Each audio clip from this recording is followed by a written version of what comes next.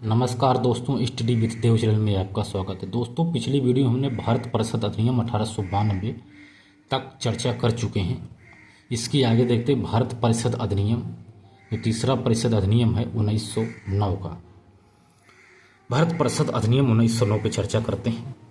यह अधिनियम 1892 के एक्ट में सुधार करने के लिए इसे लाया गया, क्योंकि कुछ कमियां थी जो भारत परिषद अधिनियम 1892 में थी। इसमें कहा गया हिंदू मुस्लिम में फूट पड़ गई। इस अधिनियम के तहत हिंदू और मुस्लिम आपस में लड़ गए, एक दूसरे से अलग हो गए, तथा कांग्रेस में भी फूट पड़ गई, क्योंकि नरम और गरम दल में भी फूट पड़ गई इस अधिनियम, जो भारत परिषद अधिनियम 1909 के अनुसार।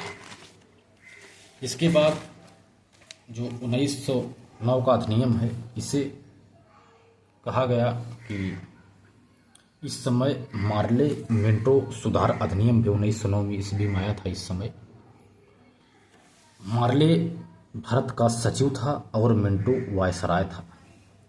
इन्हीं दोनों के नाम पर ही जो एक सुधार आया था, इसे ही मार्ले मिंटो सुधार 1909 कहते हैं। 1909 परिषद अधिनियम में ही परिषदों में सीटों में बढ़ोतरी की गई। इस अधिनियम के अनुसार जो परिषद बनी थी गवर्नर जनरल या वायसराय की, इसमें सीटों की बढ़ोतरी की गई।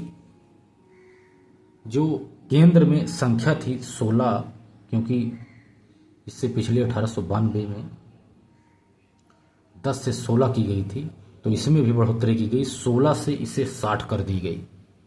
इन्हें 1909 के परिषद अधिनियम में केंद्र की जो संख्या थी सीटों की, उसे 16 से 60 कर दी गई, और आधे गैर सरकारी होंगे और सरकारी सदस्यों का बहुमत होगा, ऐसा इसमें कहा गया कि जो सरकारी सदस्य उसका बहुमत होगा। 4 प्रकार के सदस्य थे इस परिषद में। 4 प्रकार के सदस्य थे। पदेन सदस्य, गवर्नर जनरल प्लस उसकी परिषद। मनोनीत सदस्य, यानी सरकारी और गैर सरकारी, और निर्वाचित सदस्य। 4 प्रकार के सदस्य थे। इसके बाद देखते हैं प्रथम निर्वाचन प्रारंभ हो गया। इसके बाद इस अधिनियम के अनुसार प्रथम निर्वाचन जो प्रारंभ होता है, वह मताधिकार सीमित था, क्योंकि उसे सीमित कर दिया गया, क्योंकि संपत्ति शिक्षा के अधिकार से संबंधित यह अधिकार जो था उसे सीमित कर दिया गया। यानी कर, संपत्ति, शिक्षा आदि के अधिकार को इस एक्ट के अनुसार इसे सीमित कर दिया गया, तथा पार्षद की जो शक्तियां थी उनको कहा गया पूरक प्रश्न का अधिकार आपका बना रहेगा, आप पूरक प्रश्न नहीं पूछ सकते। बजट की विवेचना का अधिकार और लोकहित के मामलों पर बहस का प्रस्ताव आदि पार्षद की शक्तियां थी, बरकरार रहेंगी। क्या करना है आपको, क्या नहीं करना है। पृथक निर्वाचन मंडल, यानी प्रथम बार मुस्लिम को निर्वाचन मंडल भी दे दिया गया। आप पृथक निर्वाचन मंडल बना सकते हैं, इस परिषद अधिनियम में कहा गया। तथा प्रथम बार वायसराय की जो कार्यकारिणी में एक भारतीय को शामिल किया गया, जिनका नाम है एसपी सिन्हा। बाद में लार्ड की उपाधि भी दी गई थी। यानी 1909 के भारत परिषद अधिनियम के अनुसार ही प्रथम बार वायसराय की कार्यकारिणी में एक भारतीय को शामिल किया गया, जिसका नाम एसपी सिन्हा है। इनको बाद में लॉर्ड की उपाधि भी दी गई थी। प्रथम ब्रिटेन में भारत परिषद में जो प्रथम थे, ब्रिटेन में जो भारत परिषद बनी थी, उसमें 2 भारतीय शामिल किए गए, केसी गुप्ता और सैयद हुसैन बिलग्रामी। इन दोनों को ब्रिटेन में भारत परिषद अधिनियम में, भारत परिषद में 2 भारतीयों को शामिल किया गया पहली बार। इसके बाद अगला अधिनियम आता है जिसे कहते हैं भारत सरकार अधिनियम 1919, इसे मॉन्टेगू जेम्स फोर्ड सुधार भी कहते हैं, या 1919 ईस्वी में आया था। यह वेरी इंपॉर्टेंट है, इससे क्वेश्चन जरूर फंसते हैं। तो इसमें क्या क्या कहा गया, क्या क्या सुधार किया गया, इस पे चर्चा करते हैं। केंद्र में द्विसदनात्मक व्यवस्था बनाई गई, यानी उच्च सदन जिसे राज्य परिषद कहते हैं, निम्न सदन यानी केंद्रीय विधानसभा। शक्तियां समान हैं लेकिन बजट विधानसभा में पारित होगा, ऐसा कहा गया। केंद्रीय विधानसभा पारित हो, शक्तियां दोनों की समान है लेकिन जो बजट है उसे केंद्रीय विधानसभा में ही पारित हो करना होगा। यानी केंद्र में द्विसदनात्मक व्यवस्था लागू की गई इस अधिनियम के अनुसार, तथा प्रांत में द्वैध शासन यानी उत्तरी सरकार, उत्तरदायी सरकार बनाई गई प्रांतों में। यानी लियोनल कार्टिस ने अपने बुक में लिखा है, प्रांतों में प्रथम बार 1919 में इसे लाया गया था, द्वैध शासन को। ये द्वैध शासन 1919 में ही प्रांतों में लाया गया था। 1935 में इसे समाप्त किया गया, क्योंकि 1935 में केंद्र में द्वैध शासन लागू हो गया था, जिससे प्रांतों का जो द्वैध शासन है 1919 में लागू किया गया था वह समाप्त हो गया। प्रांतों में जो प्रांतीय विषय हैं वह दो हैं। जो प्रांतीय विषय हैं, देखा जाए द्वैध शासन के दो विषय हैं। तो पहला है आरक्षित विषय और दूसरा हस्तांतरित विषय। जो प्रांतों में द्वैध शासन बनाए गए थे जो प्रांतीय विषय दो हैं, आरक्षित विषय, हस्तांतरित विषय। आरक्षित विषय जैसे वित्त, न्याय, राजस्व, पुलिस आदि इस आरक्षित में रखा गया। वित्त, न्याय, राजस्व, पुलिस। हस्तांतरित में जैसे स्थानीय स्वशासन, शिक्षा, स्वास्थ्य आदि को प्रांतीय विषय में रखा गया। आरक्षित विषय पर गवर्नर जनरल प्लस परिषद, यानी उसकी परिषद कानून बनाएगी। ये उत्तरदायी नहीं थे न्यायपालिका के प्रति। ये जो आरक्षित विषय हैं यह न्यायपालिका के प्रति उत्तरदायी नहीं थे। इस पर गवर्नर जनरल और उसकी परिषद कानून बनाएगी। उसके बाद हस्तांतरित विषय पर देख लेते हैं। तो गवर्नर जनरल प्लस भारतीय मंत्री विधि बनाएंगे और ये व्यवस्थापिका के प्रति उत्तरदायी है। यानी आरक्षित विषय न्यायपालिका के प्रति उत्तरदायी नहीं है, लेकिन जो हस्तांतरित विषय हैं ये व्यवस्थापिका के प्रति उत्तरदायी हैं। द्वैध शासन की जांच अलेक्जेंडर मूडी मैन ने की थी कि द्वैध शासन क्या है, इसकी जांच मूडी मैन ने की थी। इसके बाद तीसरा है सांप्रदायिक निर्वाचन मंडल का विस्तार किया गया। यानी 1909 में पृथक निर्वाचन मंडल मिला था, यानी मुस्लिमों को मिला था। 1919 में इसका विस्तार किया गया।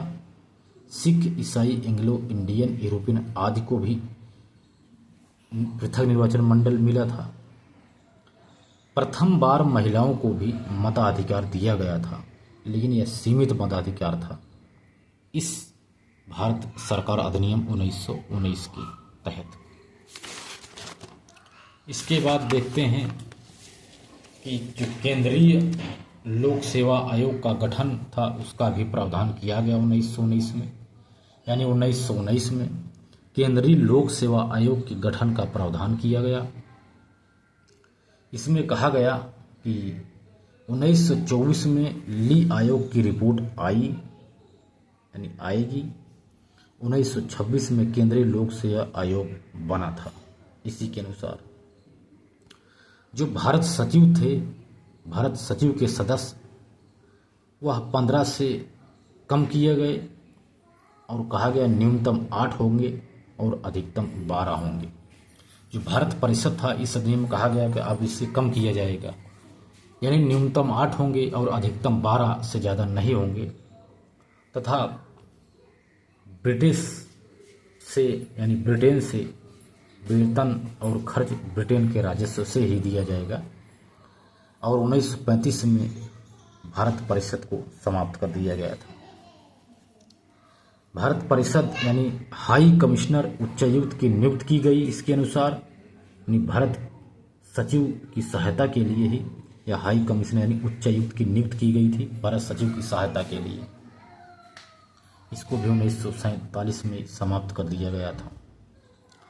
10 वर्ष बाद एक संवैधानिक आयोग का गठन किया जाएगा जो 1919 एक्ट की जांच करेगी, ऐसा कहा गया। इसी आधार पर 1927 में साइमन कमीशन का गठन किया गया था। 1928 में आया था, गोलमेज सम्मेलन हुआ 28 में, 27 में बना, 28 में आया साइमन कमीशन, गोलमेज 19 आया, फिर 1933, फिर 1935 आया। सब साइमन कमीशन गठन हुआ, फिर 1928, फिर गोलमेज 33, फिर 35 आया। इसके बाद देखते हैं 33 के बाद 33 आया। तो अब चर्चा करते हैं भारत शासन अधिनियम 1935 ईस्वी। ये क्या है? यह वेरी इंपॉर्टेंट है। तो अखिल भारतीय संघ की स्थापना का प्रयास किया गया। इस अधिनियम के अनुसार अखिल भारतीय संघ की स्थापना, केंद्र में द्वैध शासन लागू की गई, प्रांतों को स्वायत्तता दे दी गई, यानी द्वैध शासन समाप्त करके प्रांतों को स्वायत्तता दी गई तथा एक संघीय न्यायालय लाया गया। तो अखिल भारतीय संघ क्या है? ब्रिटिश प्रांत जो 11 प्रांत थे तथा कमिश्नरी क्षेत्र जो 6 क्षेत्र कमिश्नरी थे, इनको अनिवार्य रूप से संघ में शामिल कर लिया गया। देशी रियासतें और ये स्वेच्छा से शामिल होंगे और ये लोग शामिल नहीं हुए अखिल भारतीय संघ में। देशी रियासतों कहा गया कि आप स्वेच्छा से शामिल होंगे, लेकिन इन्होंने शामिल नहीं हुआ।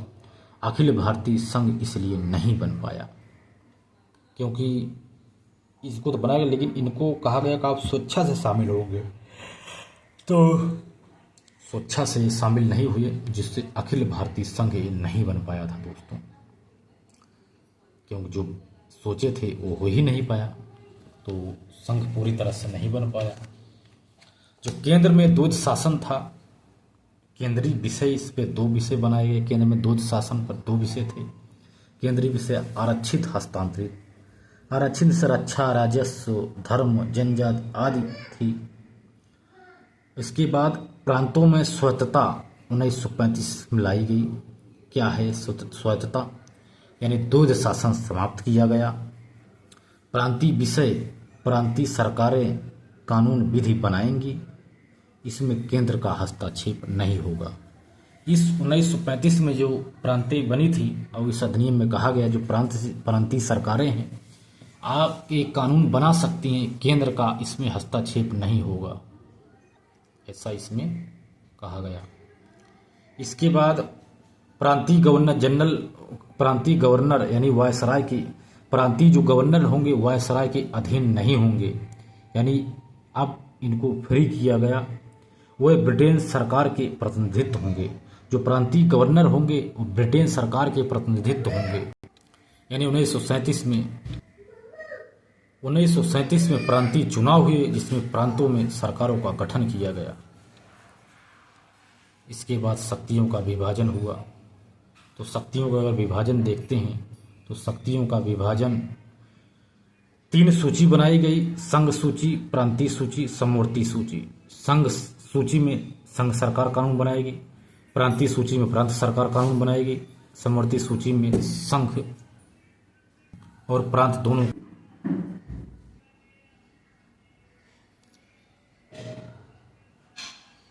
इस एक्ट के अनुसार, अधिनियम अनुसार संघीय न्यायालय बनाया गया दिल्ली में एक, इसमें मुख्य न्यायाधीश। तो दोस्त आप इसको देख लीजिए क्योंकि वीडियो रुक रही है।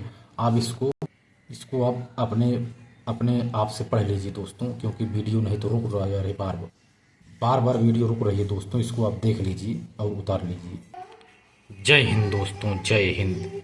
मिलते हैं और बेहतरीन क्लास में, तब तक के लिए धन्यवाद।